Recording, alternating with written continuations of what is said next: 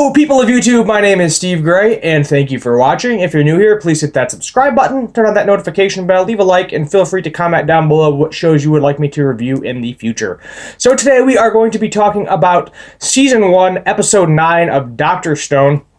Kind of interesting episode, kind of fillerish-y episode. Not sure how it stacks up to the manga because I'm not currently reading it. But it wasn't a bad episode, but it also was not a particularly great episode. So Senku decided to try to make electricity and succeeded. Basically what he did is, as we saw in the last episode, he made the ramen for the villagers. People ate it, and the trade-off was that if you eat the ramen, you have to do work for him, so that way he can melt down the basically the iron sand and harden it into a proper iron stick rectangle thingamajigger. Basically, it's like a giant rectangle is the best way. Giant prism rectangle thing is what ends up happening. The one girl that was interested in a man that could be a provider, she was like, "Hey Senku, what type of girl are you interested in?" And he was like, "One that can pump oxygen really fast into a hot furnace."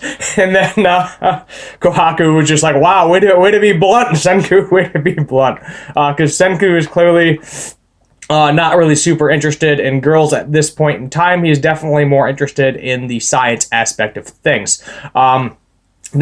He uses Chrome's copper, melts that down a little bit into kind of a wire, and brings it up to some sort of giant mountain hill thing where it gets hit by lightning, creating bada bing, bada boom, magnets. And I thought it was hilarious. Kohaku was putting the poles together in the wrong direction, so they were forcing each other apart. She was like, "Hey Senku, I don't think it worked. They're not sticking together." And then Senku's just like, "You have the poles backwards. Flip. Dunk." And then he creates this giant sort of copper plate thing that basically needs two people in sync in order to operate it and get electricity. And then he uses like some sort of piece of bamboo, which I'm guessing has some sort of electric qualities, to basically make a makeshift Edison bulb is the best way to describe it. And it works. He lights up the night.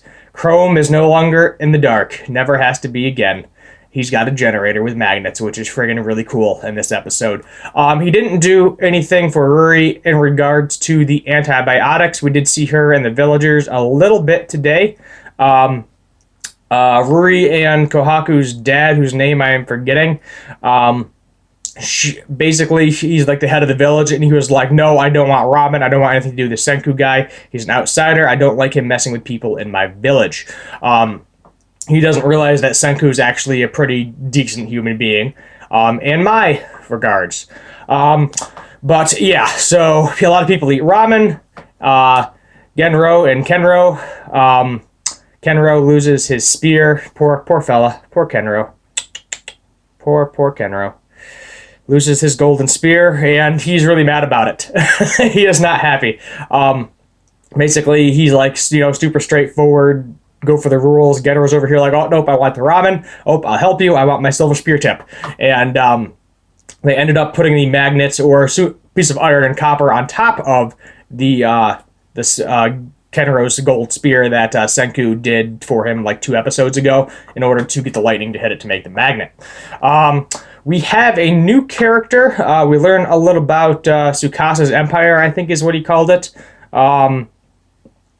And Asagiri Gen. I'm just going to call him Gen because I'm not going to keep saying Asagiri Gen the entire time, but that's what Senku calls him the entire time.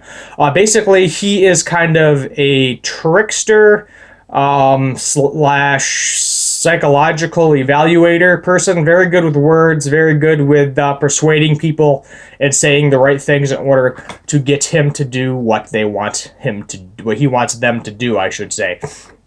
And he was like, "Look, Tsukasa sent me here to this village. Tsukasa knows about the village. He doesn't really want anything to do with it. He just wants to know if Senku's alive, because if Senku's alive, he needs to kill him." Basically, Genro,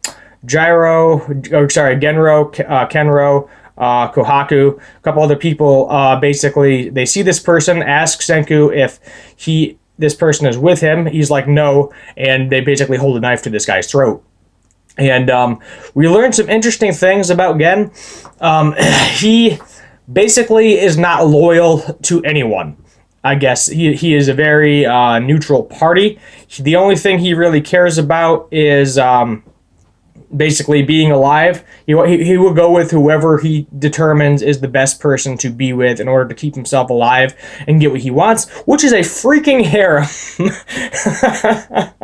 Because he thought about it. He was like, well, if I go with the Kingdom of Science, I'll get electricity and I'll get like good food and stuff. But if I go with Tsukasa, maybe I can unpetrify some of my idols and just have like a giant harem, which I'm pretty sure Tsukasa would not be okay with. And Tsukasa honestly might end up killing Gen at some point. I could definitely see that happening. So I'm not really sure where Gen stands, like who he's going to be with currently. My guess he's eventually just going to be with Senku, because at the end of the episode, he was like, his eyes like lit up like a friggin' kid, little 5-year-old kid on Christmas, opening his new Nintendo Switch or N64 or whatever game console you want to talk about it, when he saw that electricity, because he didn't think it could be done, because you literally got nothing, but Senku, Mr. Genius Dr. Stone over here, knows exactly what he is doing.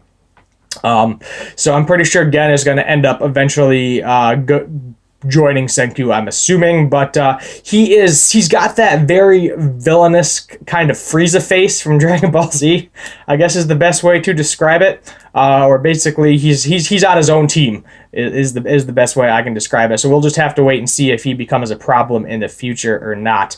Antibiotics wise, really nothing going towards there. We do have iron for the antibiotics, which is why I was a little bit confused why they did the whole generator thing this episode. Maybe Senku was just trying to show the villagers to get the other materials that he needs and the manpower that he needs, that he can make light, which it would be extremely useful, honestly, at this point in time. Obviously, if you have a flashlight or anything like that, would be extremely useful. But who really knows, honestly? We don't really know what will become of Senku in the next episode. Obviously, Ruri needs to get healed in this at some point in the series. Yuzuria and Taiju, still nothing with them. I don't know what's going on. I really wish they would kind of do like a pan out or something, or either did that or even maybe dedicate the next episode or something like partially to it. I don't want to see, because my problem is I want to see both. I want to kind of have like a back and forth going on. I don't just want to see the villagers, and I don't just want to see what Taiju, Yuzuria, Tsukasa are up to. I kind of want both of them incorporated in the episode, but I know it's kind of hard to do when it's only like you only get like 23 minutes. I know it's like a half hour, but in reality you're getting like 23 minutes of showtime. Closer to 20, because you got the intro and the outro. For it, and a little bit of I don't really give you a preview for the next episode, but they give you the title of the next episode in there. You know what I'm talking about. But yeah, so what is going to happen in the next couple of episodes? Maybe we'll figure out what the hell Tsukasa is doing, because eventually Gen needs to go back to Tsukasa, and he basically confirmed that he was just going to say Senku is dead. He's going to be like, nope, didn't find Senku. Just the villagers being the villagers, and I'm pretty confident Tsukasa, as long as they're not his problem, he's not going to become their problem, because Tsukasa could easily pretty much overtake that entire village, in my opinion. But we'll just have to wait and see what happens with that. Senku eventually, I'm assuming, is going to have to get into the village. If he doesn't get into the village, he's at least going to have to make the antibiotics for Ruri, and hopefully that does the trick and saves her life. We don't really know. We will have to wait and see what happens there. Kohaku, she's just going to be her awesome, kick-ass female warrior self. Kenro and Genro, they're going to be there. They'll be manpower, honestly. I think that's all they're really going to be. They're not going to be significant characters. I think the gist of it is going to be Senku just on his journey. Pretty much he's the main character at this point in the show, trying to get into that village, earn the villagers' trust and get people on his side to basically, somebody's going to have to kill somebody. Either Senku's going to die, as I said before, or Tsukasa's going to die. One of the two are going to have to die or be permanently out of commission, or maybe one of them will find a way to repetrify people. That would be very interesting thought right there. Because obviously if somebody or something petrified all the people on Earth, there's got to be a way to do it. There's got to be a way to create it. So we'll just have to wait and see what happens there. That's pretty much it for this review, guys. Thank you for watching yet again. If you can, If you're new here, please hit that subscribe button. Definitely helps the cause. My name is Steve Gray. Thank you for watching. And before we go, I do have a new guitar channel called Gray's Guitars. If you click on my channels, you can see it's like one of the first ones that pops up. There's about 4 or 5 old videos on there. I will be updating a few new videos if you are interested in that. I'm going to be talking about a little bit of guitar wiring. I'm going to be talking about gravity guitar picks, and also going to be talking about getting rid of fret nubs on a guitar, if you're interested in any of that stuff. So if you can, go over there, hit subscribe to that channel too. Every subscription, like, notification bell, it all helps. It all helps, because then I can get better equipment for you guys to make my videos a little bit better quality, which they're not bad right now, but we all know they could be better a little bit. If there's anything I can do personally for you, if that would make the video a little bit better for you, feel free to also comment down below. Give me some ideas. I'm open to new ideas, open to criticism. As long as it's not just like, you suck, go die. Like, don't be doing none of that, because that's not really helpful. That's just kind of annoying. So yet again, my name is Steve Gray. Thank you for watching, and as always, have a good one.